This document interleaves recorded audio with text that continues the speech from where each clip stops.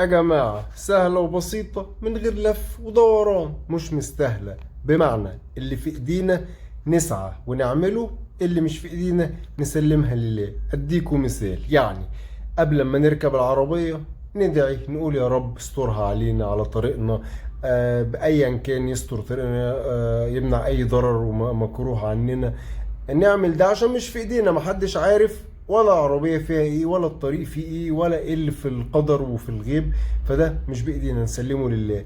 ولكن انا عارف ان العربية فيها عيب مثلا، ادعي اقول يا رب والنبي يا رب العيب يتصلح، والنبي يا رب نزل لي ميكانيكي من السماء او ورشة صيانة او اي حاجة، وحاسبك كمان نزل لي الثبت احاسبك عليه مثلا، او ابعت الفلوس فيه. ايه يا جماعة، في ايه؟ نتقي الله، ما نلبس ونروح الورشة والصيانة، ولا نعمل أي حاجة، ولا ما هي دي بتاعتنا. ده احنا لو عملنا غير كده يبقى يعني ما ينفعش يا جماعة. ولكن ده في ايدينا. ففي فرق ان احنا يعني نقول كلام او نطلب حاجة مش في ايدينا، او اللي في ايدينا نعمله ونتقي الله يجعل لنا مخرجا يعني.